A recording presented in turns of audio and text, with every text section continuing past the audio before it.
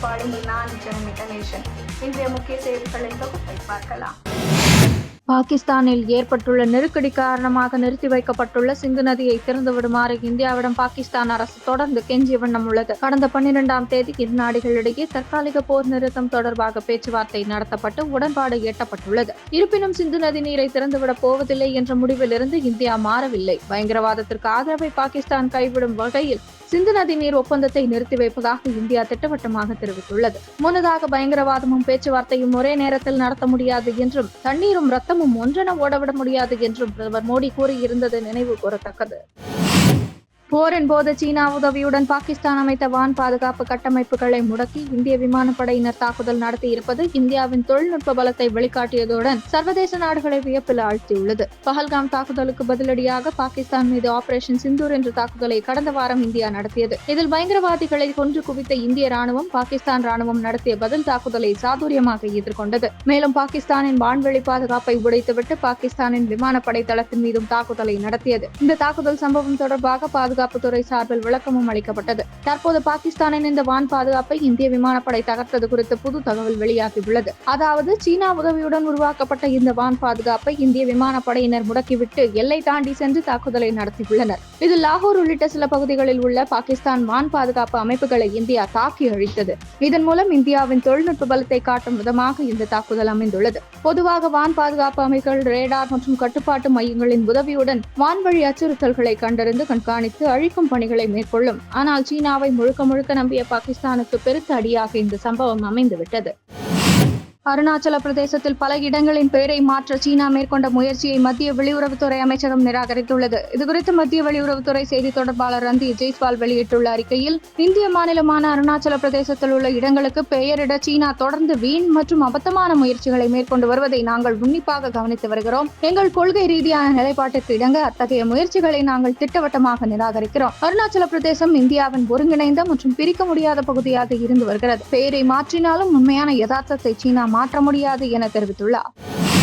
மிக குறைந்த செலவில் உள்நாட்டில் தயாரிக்கப்பட்ட பார்கவஸ்திரா எனும் ஏவுகணை வெற்றிகரமாக ட்ரோன் இலக்கை துல்லியமாக தாக்கி அழித்தது. இது இந்தியாவின் அடுத்த மைல்கல்லாக கருதப்படுகிறது. ஒடிசாவின் கோபல்பூரில் நேற்று நிகழ்த்தப்பட்ட பரிசோதனையின் போது இலக்குகளை துல்லியமாக தாக்கி அழித்தது. தாக்கி அழிக்கும் முறையில் வடிவமைக்கப்பட்ட பார்கவஸ்திரா 2.5 கிலோமீட்டர் தொலைவில் உள்ள சிறிய மற்றும் உள்வரும் ட்ரோன்களை கண்டறிந்து அழிக்கும் மேம்படுத்தப்பட்ட திறனை கொண்டுள்ளது. SDAL உருவாக்கிய இந்த ஏவுகணையின் பரிசோதனையானது வான் பாதுகாப்பு அதிகாரிகள் முன்னிலையில் 3 முறை நடத்தப்பட்டது. 3 முறையும் வெற்றிகரமாக இலக்கை தாக்கி அழித்தது. ரேடார் போன்ற சென்சார்களாகவும் தேவைப்பட்டால் தாக்குதல் ஆயுதமாகவும் பயன்படுத்திக் கொள்ளும் வகையில் இந்த பார்கவஸ்திரா வடிவமைக்கப்பட்டுள்ளது. இது இந்திய பாதுகாப்புத்துறை தளவாட உற்பத்தியில் புதிய மைல்கல் ஆகும்.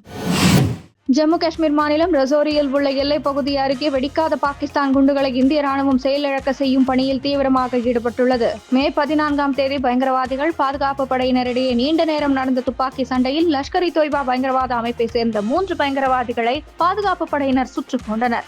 சம்பவம் நடந்த பகுதியில் இருந்து துப்பாக்கிகள், குண்டுகள், வெடிபொருட்கள் உள்ளிட்டவற்றை பாதுகாப்பு படையினர் பறிமுதல் செய்தனர். மேலும் அப்பகுதியில் பாதுகாப்பு பலப்படுத்தப்பட்டு தேடுதல் வேட்டை தொடர்கிறது.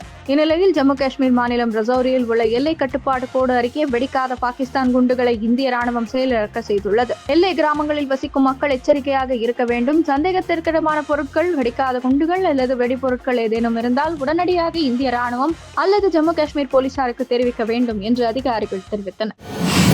டாஸ்மாகில் நடந்த 1000 கோடி ரூபாய் முறைகேடு தொடர்பாக பதிவு செய்யப்பட்ட வழக்கை CBI விசாரணைக்கு மாற்ற கோரிய வழக்கு தொடர்பாக மத்திய மாநில அரசுகள் அமலாக்கத்துறை பதிலளிக்க சென்னை ஹைகோர்ட் உத்தரவிட்டுள்ளது. அதேபோல தூய்மை பணியாளர்களை தொழில் முனைவோர்களாக்கும் தமிழக அரசின் திட்டத்திற்கு எதிராக யூடியூபர் சவுக்கு சங்கர் தொடர்ந்த வழக்கில் தமிழக அரசு பதிலளிக்க வேண்டும் என சென்னை ஹைகோர்ட் உத்தரவிட்டுள்ளது.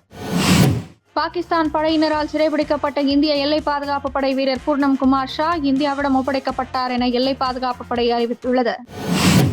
இந்தியா குறித்து தவறான தகவல்களை வெளியிட்டதற்காக சீன அரசு ஊடகமான குளோபல் டைம்ஸ் நெக்ஸ்ட் கணக்கை காலை முடக்கப்பட்ட நிலையில் மாலை அது நீக்கப்பட்டது. பஹல்காம் பயங்கரவாத தாக்குதலுக்கு பதிலடியாக இந்தியா மேற்கொண்ட ஆபரேஷன் சிந்தூர் நடவடிக்கை குறித்து ஆதாரமற்ற தகவல்களை குளோபல் டைம்ஸ் செய்தி நிறுவனம் வெளியிட்டு வருவதாக புகார்கள் எழுந்தன. அது மட்டுமின்றி பாகிஸ்தானுக்கு ஆதரவாக செய்தி வெளியிட்டு வருவதாக குற்றச்சாட்டுகள் முன்வைக்கப்பட்டன. இதேபோன்ற குற்றச்சாட்டுகள் சின்ஹுவா நியூஸ், DRD வேர்ல்ட் ஆகிய ஊடகங்களுக்கும் இந்தியாவில் முடக்கப்பட்டுள்ளது. மத்திய பாதுகாப்புத்துறை அமைச்சர் ராஜ்நாத் சிங் வெளியிட்டுள்ள அறிக்கையில், இந்தியாவின் பாதுகாப்புத்துறை முன் எப்போதும் இல்லாத வகையில் வளர்ந்து வருகிறது. இதற்கு தன்னிறைவு பெற்ற இந்தியா திட்டம் ஊக்கமளித்து வருகிறது. 2013 முதல் 2014 நிதியாண்டில் 686 கோடி ரூபாயாக இருந்த பாதுகாப்பு தளவாட ஏற்றுமதி 2024 முதல் 2025 நிதியாண்டில் 23,622 கோடி ரூபாயாக அதிகரித்துள்ளது. இது 34 மடங்கு அதிகம் என தெரிவித்துள்ளனர். கேரளாவில் 40 கோடி ரூபாய் மதிப்புள்ள கஞ்சாவை கடத்திய பெண்கள் 3 பேரை சுங்கத்துறை அதிகாரிகள் கைது செய்தனர். கேரளாவில் கோழிக்கோடு விமான நிலையத்தில் கஞ்சா கடத்தப்படுவதாக சுங்கத்துறை அதிகாரிகளுக்கு தகவல் வந்தது. அதன்படி கோழிக்கோடு விமான நிலையத்தில் சுங்கத்துறை அதிகாரிகள் சோதனை நடத்தினர்.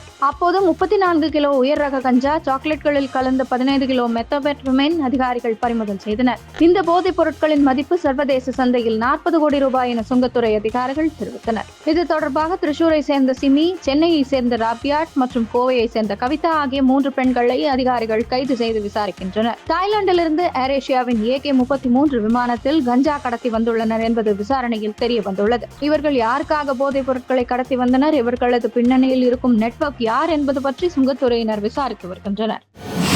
சுப்ரீம் கோர்ட்டின் 52வது தலைமை நீதிபதியாக நேற்று PR கவாய் பதவியேற்றார். கடந்த 2024 ஆண்டு நவம்பர் 11ஆம் தேதி சுப்ரீம் கோர்ட்டின் 51வது தலைமை நீதிபதியாக பதவியேற்ற சஞ்சீவ் கண்ணா ஓய்வு பெற்றார். இந்நிலையில் நேற்று சுப்ரீம் கோர்ட்டின் 52வது தலைமை நீதிபதியாக PR கவாய் பதவியேற்றார். அவருக்கு ஜனாதிபதி திரௌபதி முர்மு பதவி பிரமாணம் செய்து வைத்தார். பதவியேற்பு விழாவில் துணை ஜனாதிபதி ஜெகதீப் தன்கர், பிரதமர் மோடி, மத்திய உள்துறை அமைச்சர் அமித்ஷா உள்ளிட்டோர் பங்கேற்றனர். புதிய தலைமை நீதிபதியாக பதவியேற்ற கவாய்க்கு பிரதமர் மோடி உள்ளிட்டோர் வாழ்த்து தெரிவித்துள்ளனர். இத்துடன் இன்றைய முக்கிய செய்திகள் நிறைவடைந்தன. மறக்காமல் சேனலை சப்ஸ்கிரைப் செய்வதுடன் அனைவருடனும் பகிருங்கள். நன்றி, வணக்கம், ஜெய் ஹிந்த்.